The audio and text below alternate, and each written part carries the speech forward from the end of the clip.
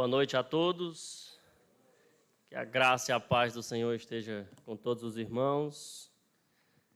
Fonte de grande alegria, irmãos, estarmos juntos para adorarmos ao nosso Deus, servirmos ao Senhor com alegria, aquele que nos comprou com seu sangue, nos redimiu, nos transformou. Então, cantar louvores a Ele é um grande prazer para a alma daquele que foi transformado. Muito bonito ver a igreja cantando. Agora eu peço que os irmãos abram comigo suas Bíblias no Salmo de número 51. Eu lerei apenas o verso 10, Salmo 51, verso 10. E à medida em que nós avançamos, nós vamos chegar ao ápice dessa porção da Escritura, que é exatamente o verso 10. Tudo que Davi vai falar aqui neste Salmo liga ao verso 10. Está ligado ao verso 10. Porque sem esta ação de Deus, nada acontece. Permanecemos nos nossos pecados, vivemos longe dele, distante dele, e isso não faz bem para a alma. Nós precisamos que Deus intervenha, que Deus faça uma cirurgia radical em nós. Tanto os que ainda não foram transformados pelo poder do Evangelho, como também aqueles que já foram regenerados, já foram transformados, já nasceram de novo, como o pastor acabou de relatar aqui. Volta e meia, o Senhor precisa nos renovar, nos recriar, fazer uma cirurgia profunda na nossa alma e no nosso coração. Minha oração é que Ele faça isso esta noite mais uma vez. Faz de novo ao Senhor.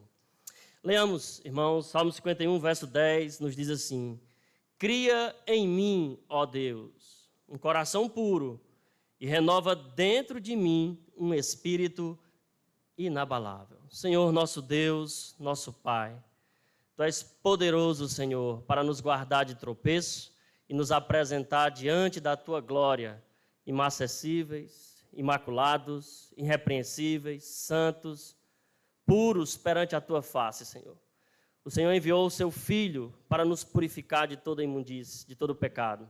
Não foi com prata nem com ouro que nós fomos resgatados da nossa vã maneira de viver, que por tradição nós recebemos dos nossos pais, mas pelo precioso sangue de um cordeiro imaculado, sem defeito, morto com efeito antes de todas as eras, mas manifesto agora para a Tua igreja que crê, para a Tua igreja que se prostra em adoração, para a Tua igreja que clama ao Senhor. Ó Deus, estende a Tua boa mão sobre a Igreja Batista de Parquelândia esta noite.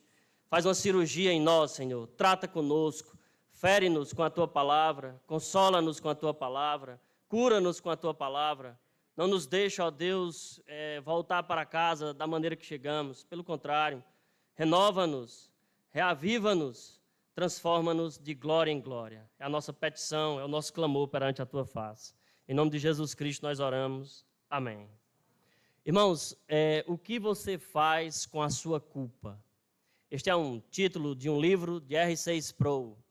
O que você faz com aquilo que acontece lá no âmago do seu coração após você ter pecado? E Sproul, nesse livro, ele começa a relatar uma série de rotas de fugas que as pessoas criam após terem pecados. Pela própria Escritura você vê que tem pessoas que tomam atitudes totalmente diferentes daquilo que Deus quer após ter pecado. Jonas peca e foge, se esconde da presença de Deus. Adão, após cair, se esconde da voz de Deus. E cria, uma maneira de trabalhar o pecado, esconder a culpa, a vergonha, com vestes de folhas, de figueiras, que não cobrem a nudez, que não cobrem o pecado, que não resolve o problema da culpa. Outro engano, outro erro. Outros, à semelhança de Judas, vão ao extremo e acabam cometendo suicídio, porque a culpa pesa demais sobre eles. Então, algumas pessoas fogem, outras se escondem, outras colocam culpa na sociedade, colocam culpa nos pais, nos traumas, colocam culpa no governo, colocam culpa em A, em B, em C, faz uma transferência. E isso não é nada bom. Outros se auto-justificam. Começam a dizer, mas também, Senhor, Tu sabes que eu sou pecador. Mas também, Senhor, Tu colocou esta tentação diante de mim. Irmãos, não faltam as formas do pecador esconder o seu pecado e tentar trabalhar a culpa. Mas tudo isso é um castelo de cartas. Tudo isso é a areia movediça que não se sustenta, não preenche, não satisfaz e não resolve o problema da culpa de maneira nenhuma. Outros começam a dar esmolas, fazer boas obras, tratar com as pessoas carentes na intenção de sanar a culpa. Mas quanto mais você tenta resolver o problema da culpa, pior fica. É como se você tentasse limpar uma roupa branca com as mãos sujas de graxa. Não vai resolver. Quanto mais você toca, quanto mais você mexe, mais a camisa, mais aquela roupa vai ficar suja.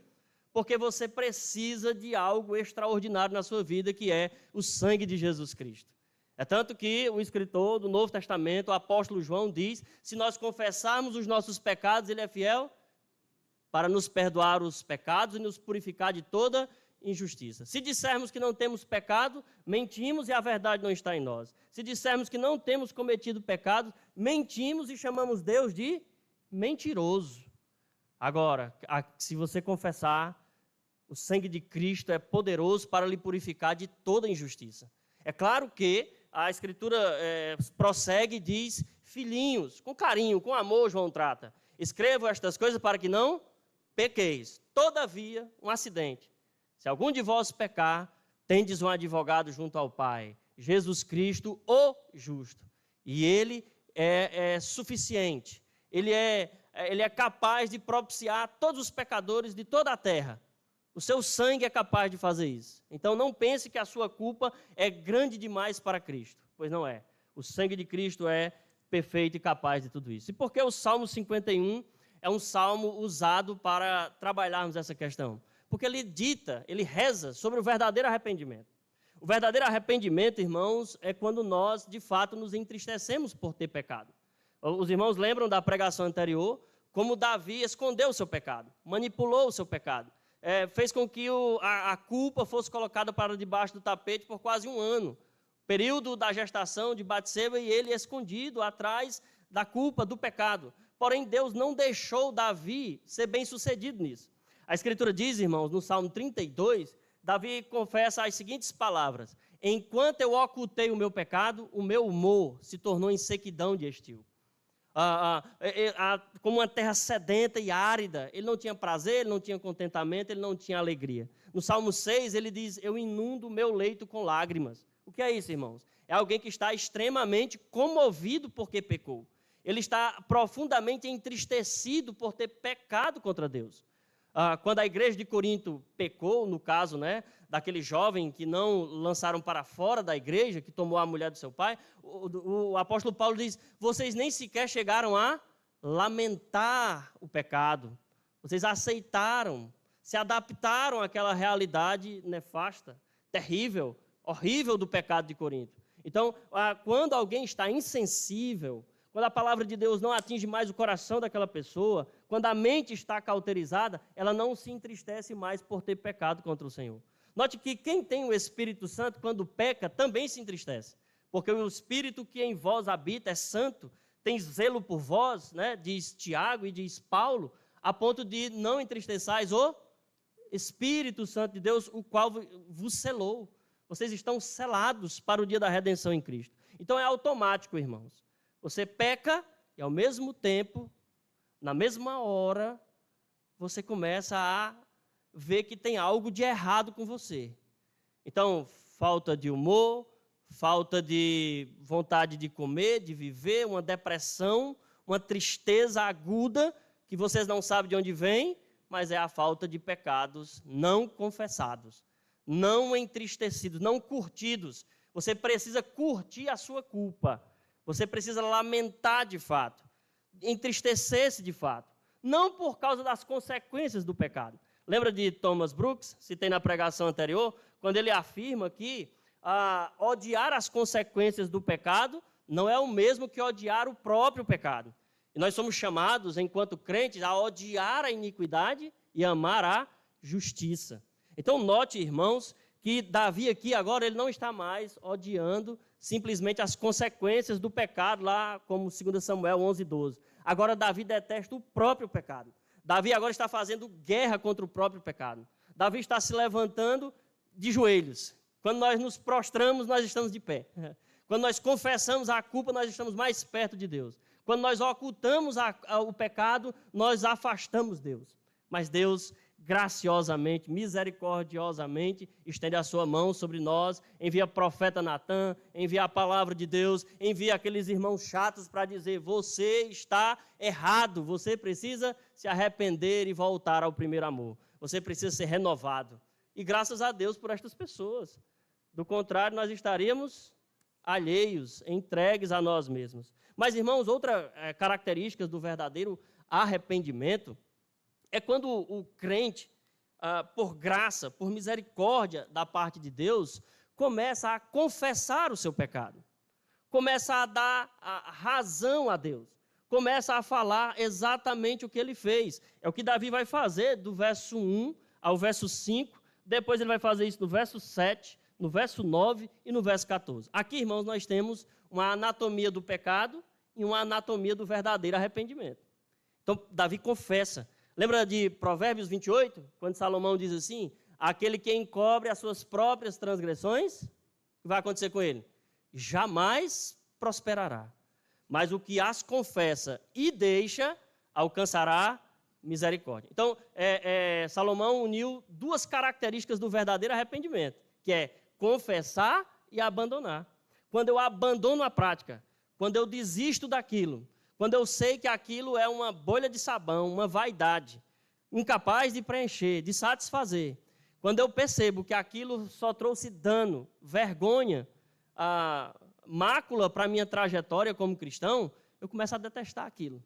Então eu começo a confessar e eu começo a fugir e a abandonar e ficar longe daquilo. Não é à toa, 1 Coríntios, várias vezes o apóstolo Paulo diz, fugir da prostituição, fugir da idolatria.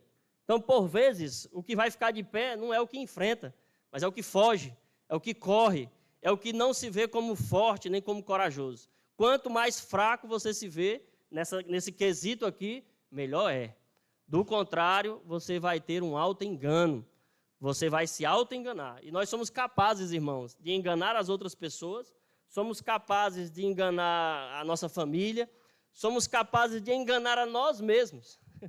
Nós damos um drible em nós mesmos. Lembra que Tiago fala isso? Não vos enganeis a vós. Olha a habilidade que você tem como pecador. A capacidade que você tem de se auto-enganar. Quando você está verdadeiramente arrependido, e você vai se tornando um cristão maduro, você vai olhando para aquelas coisas que ele fez cair e diz assim, meu Deus, como eu me envergonho daquilo. Lembra de Romanos 6? O apóstolo Paulo diz, que fruto colhestes da vossa antiga vida de pecados? Somente as coisas de que agora vos envergonhais. Vou aplicar isso da seguinte forma. Se você se converteu já adulto e experimentou este mundo mal, o presente século mal, e cometeu pecados na cidade de Fortaleza, ou em qualquer outro lugar, quando você passa no seu carro, ou de ônibus, ou no Uber, em frente àquele lugar que pecou, o que é que você sente? Você diz, meu Deus, Senhor, destrói esse lugar, meu Deus. Senhor, tem misericórdia, eu fiz isso aqui na mesma hora, irmãos. A vergonha, a culpa volta. Por quê? Porque o Espírito de Deus testifica ao nosso espírito. Jesus disse que o Espírito Santo haveria de vir, ele convenceria o homem do pecado, da justiça e do juízo. Naquele dia você diz como Davi, quando você passa em frente a esses lugares. Pequei contra ti, Senhor, aqui neste lugar. E contra ti somente eu fiz o que aos teus olhos era mal. Salmo 51, verso 4. É natural isso do crente. E você acumula estes lugares, se você tiver sido um pecador, quanto mais. Mas também você acumula orações na presença de Deus, dizendo, só um Deus gracioso poderia ter perdoado alguém que andou por este caminho aqui que eu andei. Isso é a graça de Deus, irmãos. São as maravilhosas misericórdias do Senhor que se renovam a cada manhã. Mas, para não ficarmos só nessas três características, tem também a restituição do dano. Quando Zaqueu pecou e se converteu, ele disse que haveria de restituir, se tinha defraudado alguém, 4 vezes mais, conforme a lei. Os irmãos sabem que Davi não tinha como restituir Urias ao seu pai, os homens de Urias. Não tem como ele fazer isso. mas ele tem como lamentar na presença de Deus e pedir que Deus seja gracioso e misericordioso e o livre dos crimes de sangue. É o que ele vai pedir no verso 14. Então, irmãos, veja que quando nós estamos deveras arrependidos, nós não queremos saber do preço, nem do custo, nem do se vai custar a vergonha, se vai custar qualquer coisa.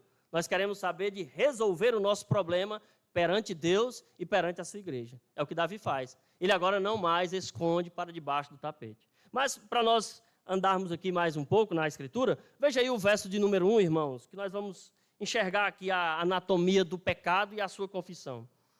A Escritura diz assim: compadece-te de mim, ó Deus. Quem lembra de quando Natã enfrentou Davi corajosamente? Lembra do que Davi disse? E por que não se compadeceu? Lembra? Agora ele está pedindo compaixão a Deus.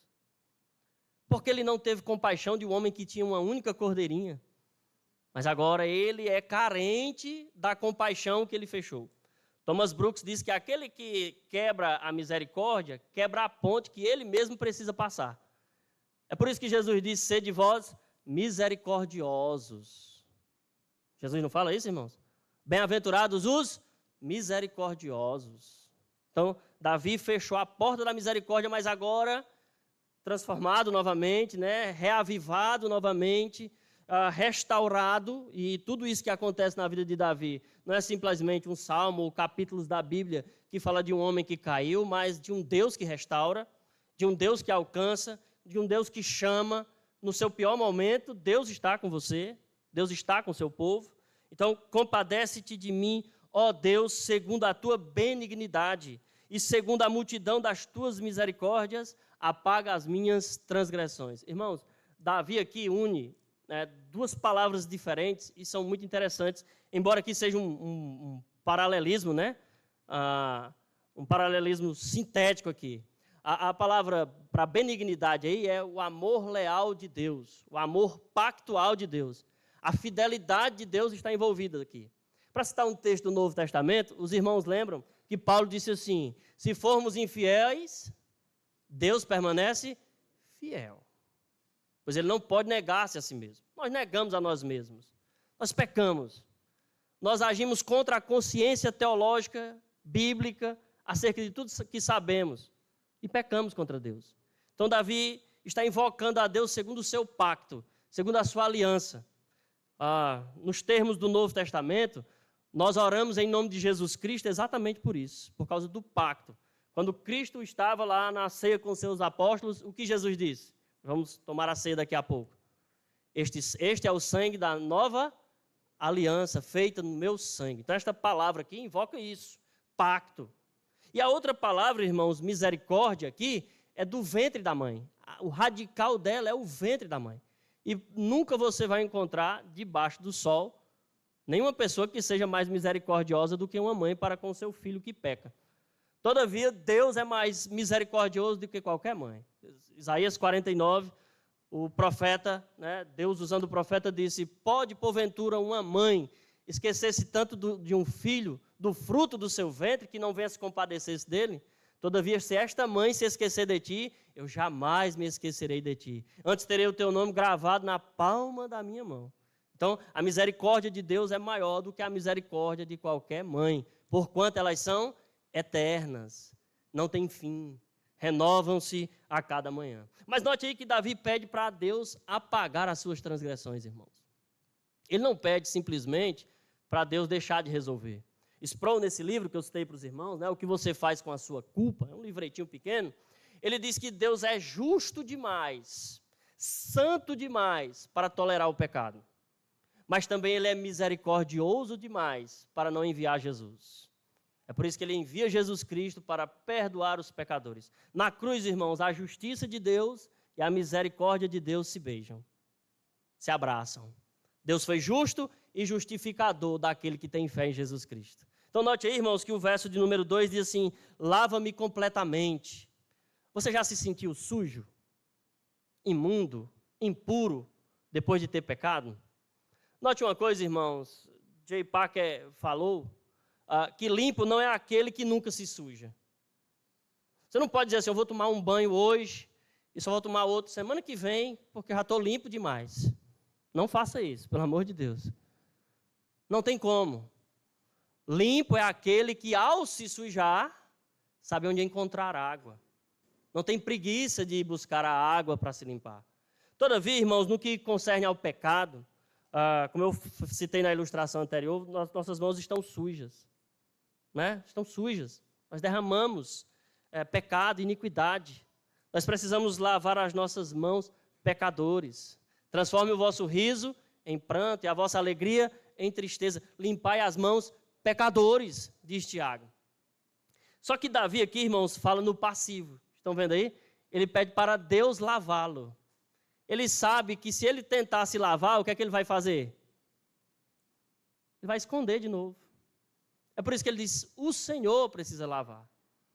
Apaga as minhas transgressões, porque se eu for tentar resolver, eu vou piorar. Sempre é assim. Davi só piorou no caso lá de 2 Samuel 11, 12. E ele diz que essa lavagem não pode ser parcial. Ela precisa ser completa. Lava-me completamente da minha iniquidade e purifica-me, mais uma vez, né? Ele pede para Deus fazer, do meu pecado. Note que, irmãos, que Davi não racionaliza. Davi usa termos diretos. Minhas transgressões, minha iniquidade, meu pecado. Quando você vai diante de Deus arrependido, você só tem isso a dizer. Aqui é um modelo, irmãos, para nós. O pecado de Davi deve ser visto para nós não como ele fez, eu também posso fazer. Se Davi fez, não é assim que nós tratamos. Nós tratamos da seguinte forma, visto que um homem como Davi, da envergadura de Davi fez, eu tenho que temer. Eu tenho que olhar para os meus pés de barro, para o meu telhado de vidro e dizer, Senhor, tem misericórdia de mim, guarda-me de tropeço. Eu não posso justificar o meu pecado no pecado de Davi. Do contrário, eu vou cometer outro pecado. Os irmãos estão percebendo como é difícil a nossa situação enquanto pecadores, irmãos? Nós dependemos inteiramente da graça de Deus. Veja aí o texto que diz, pois eu conheço as minhas transgressões. Eu conheço. Elas me são conhecidas. E o meu pecado está sempre diante de mim. Estão lembrados da ilustração? Você passa em um lugar que você já pecou e na mesma hora o pecado volta. Só que em vez de você se deleitar nele, como se deleitava lá no passado, agora você sente nojo. E sentireis nojo em vós mesmos pelas vossas práticas que não foram boas, pelos vossos antigos pecados que não foram bons. Note que o texto diz aí, pequei contra ti, e contra ti somente fiz o que é mal perante os teus olhos. Aqui, irmãos, você se pergunta, e Urias? E os homens de Urias, os soldados de Urias que morreram porque Davi queria ocultar o seu pecado? É porque, em primeira instância, irmãos, todo pecado que alguém comete contra Deus. Os 10 mandamentos, a lei moral de Deus, pertence a Deus. Após pecarmos contra Deus, é que vem Urias, vem Batseba, vem os homens de Urias e toda a outra cadeia que nós alimentamos o nosso pecado. Está fácil de entender, irmãos, isso? Então, contra ti somente, é porque, em primeira instância, quando você peca, é contra ele que você peca. Contra a dignidade santa de Deus. Veja aí, o verso 4, a parte B, é belíssima, porque Paulo usa no Novo Testamento. O apóstolo Paulo usa essa frase no Novo Testamento em Romanos, que é a carta mais querida das igrejas reformadas. Né? Verso 4, quando ele diz, de maneira que serás tido por justo no teu falar e puro no teu julgar. Note que aqui Davi está invocando a lei de Deus e a sua penalidade legal. Ele está dizendo, eu mereço toda a condenação. Mas se o Senhor for misericordioso, benigno, compassivo para comigo, o Senhor não será injusto. O Senhor continuará justo, porque Ele enviará seu Filho, irmãos. O apóstolo Paulo pinça esse texto aqui, lá em Romanos 3, para dizer que Deus é justo e justificador daquele que tem fé em Jesus. Então, pastor, quer dizer que Davi só precisa crer em Deus? Exatamente. Abraão só precisou crer em Deus para ser justificado? Sim. E eu só preciso crer em Jesus Cristo para ser justificado? Exatamente. Você não precisa de mais nada. A doutrina da justificação pela fé, irmãos, é a doutrina pela qual ou a igreja fica de pé ou ela desmorona, disse Lutero. Mas para ficar bem pertinho de nós aqui, abra aí a sua Bíblia no Salmo 32. Livro dos Salmos. Quando eu estou pregando e me empolgo muito, às vezes eu penso que eu vou cair no chão assim, de tanta... Sei lá, a palavra vem aqui como, sei lá, um fogo. Para acalmar aqui um pouquinho o coração, deixa eu beber um pouquinho de água.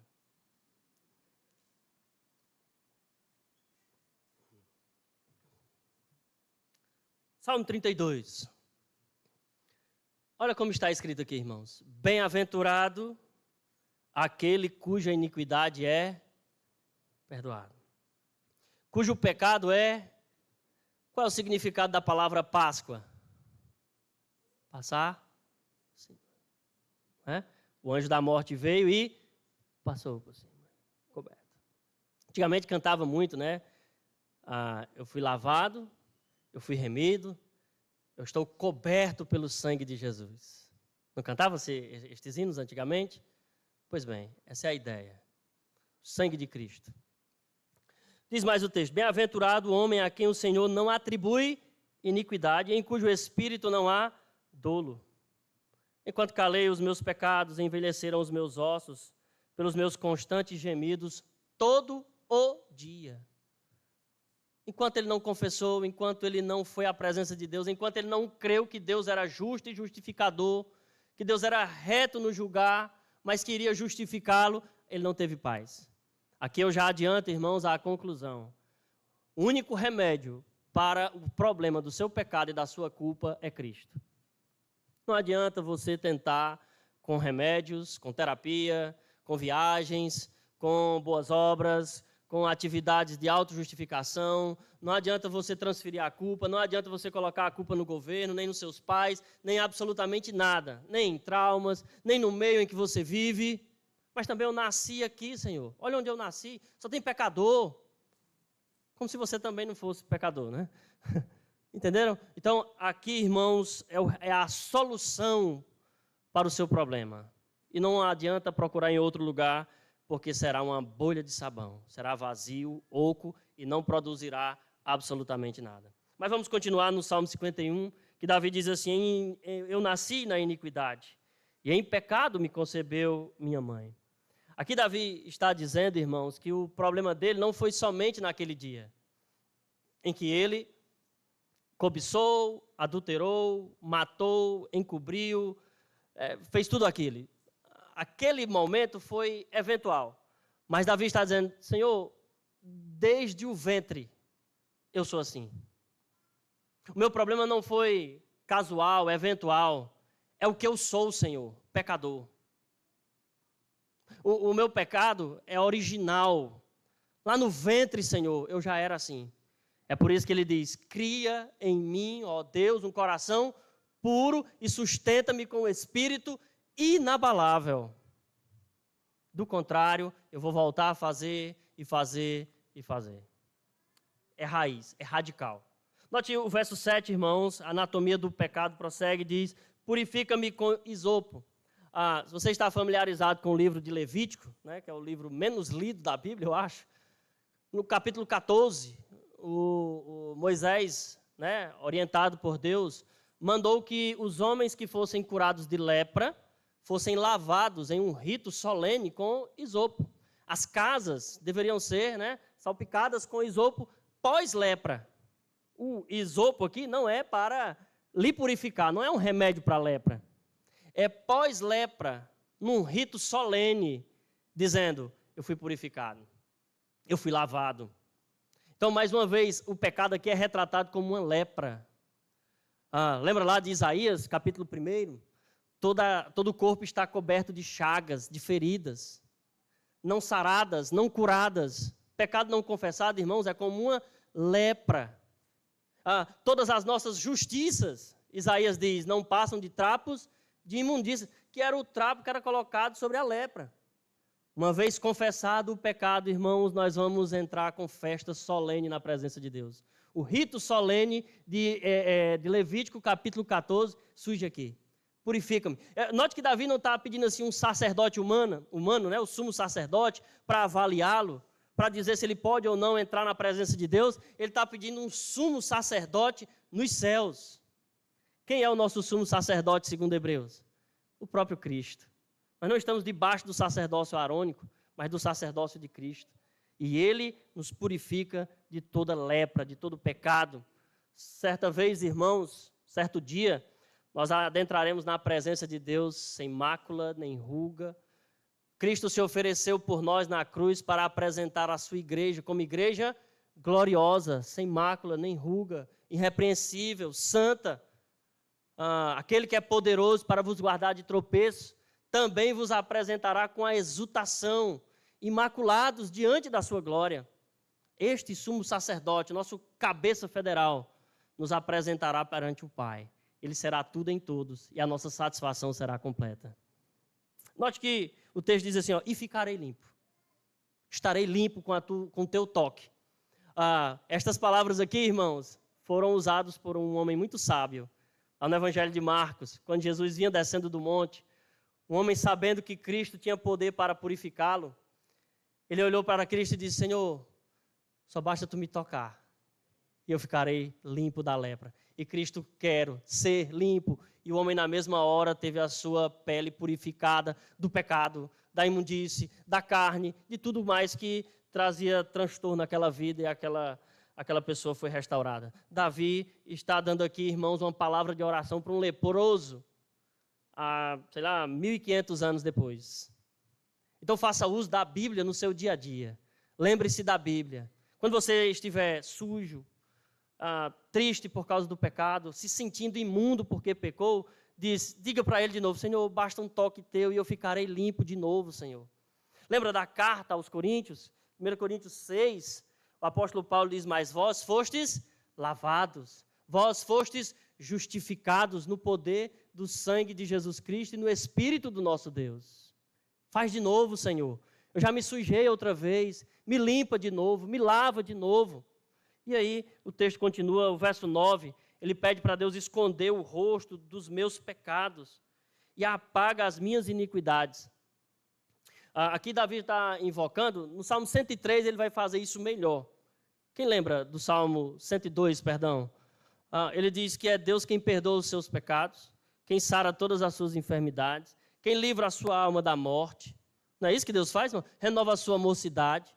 Então o que é que tem na nossa vida? Tem pecado, tem iniquidade, tem livramento de morte, tem velhice, né? Renova a mocidade como da águia. Tudo isso na nossa trajetória que nos suja, que nos deixa imundo, que nos faz tropeçar. É Deus quem faz estas coisas e Ele faz escondendo dele mesmo os nossos pecados. Escritor aos Hebreus, Miqueias, diz que Deus lança os nossos pecados no mar do esquecimento. Deles Ele não se lembra mais, irmãos. É motivo de festa, de alegria. Por isso que lá no Salmo, Davi diz, bendize, ó minha alma, ao Senhor, e tudo que há em mim, bendiga o seu santo nome, digno de louvor, pelos atos de justiça, por sua misericórdia, trazida a nós na revelação de Jesus Cristo, na cruz do Calvário e no seu Espírito que nos foi doado. Então, chegamos aí, irmãos, no verso 14, né, para encerrar a anatomia do pecado de Davi aqui. Eu uso essa palavra anatomia do pecado porque Calvino usava. Calvino dizia que os salmos são a anatomia da alma. É a descrição exata do recôndito da alma humana. Se você quer conhecer a alma humana, você não deve ler Freud, Carl Jung, ou qualquer outro psicólogo, Pavlov, enfim, Skinner. Eles não sabem. Quem sabe é aquele que criou a alma, o próprio Deus. Então, lendo as Escrituras, ele nos ensina, ele nos mostra. Veja aí o verso 14, livra-me dos crimes de sangue. Irmãos, não havia um sacrifício para os pecados de Davi. Não havia um sacrifício para você fazer perante Deus caso você tivesse adulterado. Não havia um sacrifício para você apresentar perante Deus caso você tivesse matado uma pessoa. Entenderam? Você dependia totalmente da misericórdia de Deus. Havia sacrifício até quando você cometeu um pecado que não sabia que era pecado. É um sacrifício pelos pecados de ignorância.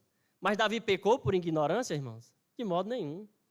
Ele sabe o que é mal. Perante os teus olhos eu fiz o que era mal. Agora ele diz, Senhor, livra-me disso, que eu nunca mais derrame sangue inocente por causa dos meus pecados. Ele está pedindo isso. Você talvez esteja aqui e diga assim, mas eu nunca pensei em matar uma pessoa. A esposa do Billy Graham, eles fizeram 60 anos de casado, um repórter perguntou, dona Sara, a senhora nunca pensou em se divorciar do Dr. Billy? Ela disse, divorciar não, mas matar eu pensei. Ela nunca pensou em um pecado, mas pensou, talvez você diga assim, eu nunca pensei em matar ninguém, pastor. Mas Jesus disse, irmãos, que basta você pensar. Eu nunca arquitetei, pastor, matando uma pessoa. Jesus disse, se você odiou uma pessoa no coração, o que você fez? Pastor, eu nunca adulterei externamente. Mas qualquer que olha para uma mulher com intenção impura, disse Jesus, já cometeu adultério. Então é no recôndito, é lá dentro, irmãos, do coração, da alma, dos pensamentos. Nós dependemos completamente de Deus. Senhor, livra-me dos crimes, livra-me dos pecados, porque se o Senhor não me livrar, eu estarei perdido. Aqui, irmãos, nós encerramos aqui este ponto, e eu preciso dizer para vocês algo que é impossível ler esse texto para mim e não pensar em um livro, que explica muito bem isso, né? Que é o Crime e Castigo, do Dostoiévski. Esse ponto aqui, irmãos, é como se ele tivesse pegado tudo que aconteceu com Davi e tivesse colocado num personagem. É a história de Radim Raskolnikov. Ele vê uma mulher que é avarenta, que empresta dinheiro a juros, e ele mata esta mulher para ficar com o dinheiro dela. E quando ele está fugindo, a irmã dela chega, então ele mata ela também. Ele tinha uma tese, que homens extraordinários não devem ficar sujeitos a leis ordinárias. Olha como ele era humilde. Ele leu a biografia de Napoleão e disse, Napoleão não deveria ficar sujeito às leis morais dos homens, nem dos deuses, nem de ninguém, porque ele é um homem extraordinário. Aí ele disse, eu também sou um homem assim. Aí ele vai testar a sua tese.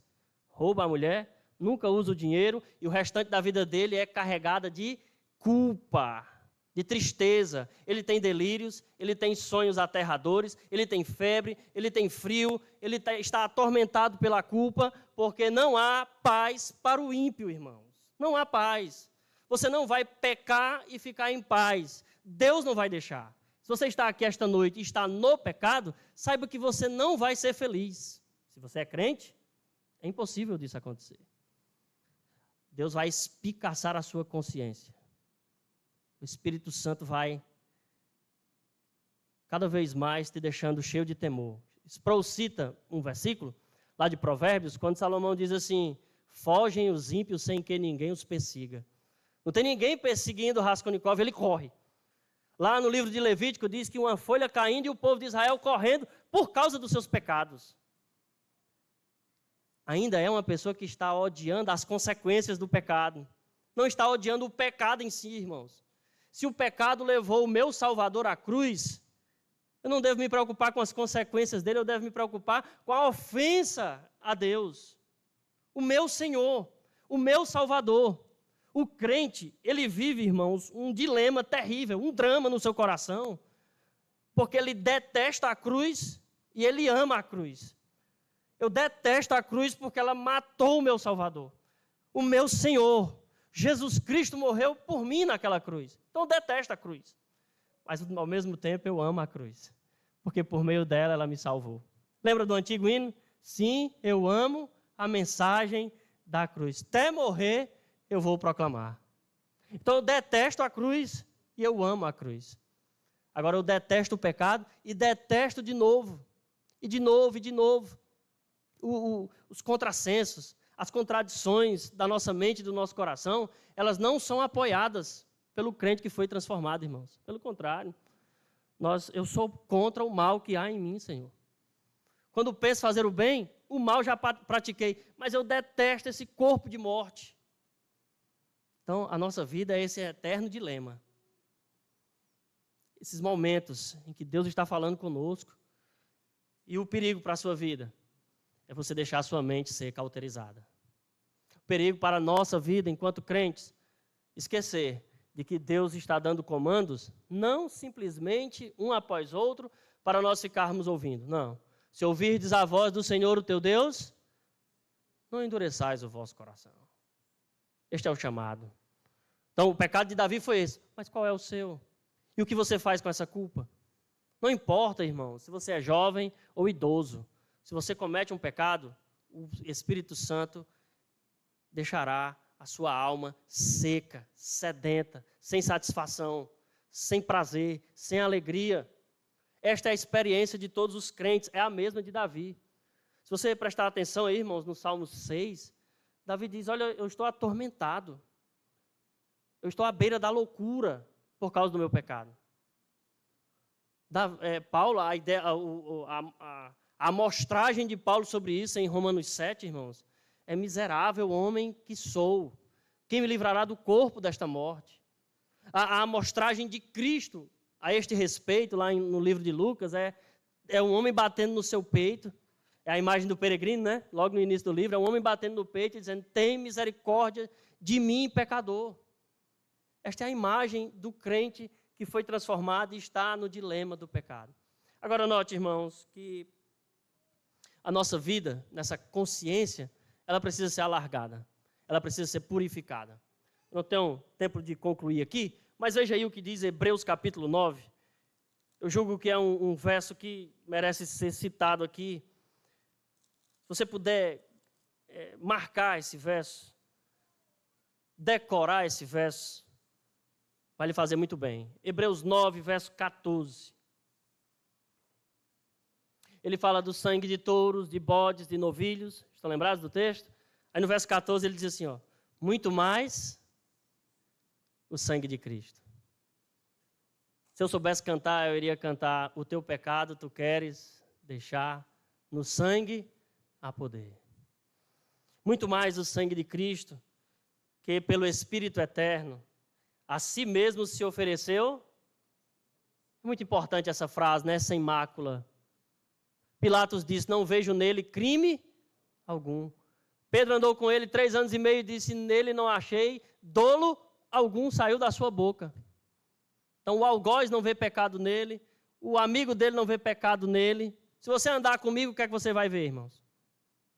Se eu andar com você, o que eu vou ver? Pecado. Porquanto somos pecadores.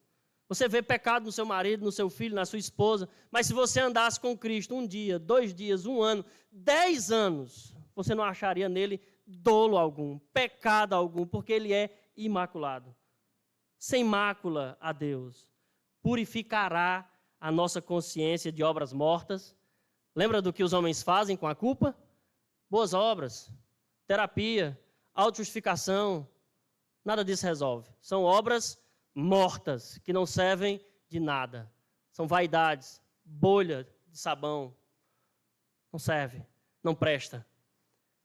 A nossa consciência de obras mortas para servirmos ao Deus vivo. Então, o que é que Cristo faz? Com seu sangue, nos lava. O sangue de Cristo, irmãos, nos representa perante Deus como cordeiro, como oferta, como mediador, como sumo sacerdote, mas ele também tem um trabalho lá na nossa consciência, purificar a nossa consciência de obras mortas para servirmos ao Deus vivo. A consciência morta, que faz obras mortas, serve a um Deus morto. E o nosso Deus não está morto, nosso Deus está vivo. As portas do inferno não prevalecerão contra a igreja do Deus vivo. Ele não é Deus de mortos, ele é Deus de vivos. Se você sente dor porque pecou, é porque você está vivo. Ele lhe encontrou morto nos seus delitos e pecados. Então, esta consciência precisa ser alargada. Tudo isso, irmãos, Davi, pede aqui. Cria, ó Deus. Ele não pede uma reforma. Ele não pede que Deus trabalhe nele de alguma maneira. Faz uma gambiarra aqui, um puxadinho. Faz só uma limpeza. Não, ele pede um coração novo. Um coração puro. Cria em mim, ó Deus, um coração puro. A palavra que Davi usa aqui, irmãos, para criar, é a mesma palavra que está em Gênesis 1:1. No princípio criou Deus os céus e a terra. Aí Davi diz, Senhor, tu usou o teu poder para criar o mundo. Com a tua palavra, todas as coisas foram feitas. E sem tua palavra, nada do que foi feito se fez. Pois bem, Senhor, agora eu te peço, cria em mim um novo coração. Davi está pensando a palavra lá, né? Para dizer, eu preciso que o Senhor use o mesmo poder. Eu não posso me autocriar. Eu não posso fazer uma reforma. Eu dependo completamente do Senhor. Aí o paralelismo, renova dentro de mim um espírito inabalável. Dá-me força, Senhor. Me ajuda a permanecer inabalável perante os pecados, perante a contradição, perante a tentação e tudo mais que me sobrevirá. Amém, meus irmãos? Que Deus abençoe a sua igreja, que Ele nos dê um coração puro, um espírito inabalável, que Ele esteja conosco e em nós, nos fortalecendo para todo embate que iremos enfrentar até o dia da volta de Cristo. Encurva sua cabeça comigo. Cria em nós, ó Deus, um coração puro e nos sustenta com um espírito inabalável. Não queremos, Senhor, manipular o pecado, nem as consequências dele. Pelo contrário, Senhor, basta-nos nos ajoelhar perante a Tua presença, entristecidos, confessar os nossos pecados. Entristecidos, abandonar o pecado. Restituir o dano a quem quer que seja, Senhor. Sem medo das repreensões, das acusações, sem ouvir a voz do irmão mais velho, Senhor. Mas simplesmente chegar à Tua presença e dizer, Pai, pequei contra Ti na Tua presença. Eu fiz ao que os Teus olhos eram mal. Não me trata, Senhor, mais como Teu filho, mas como Teu servo.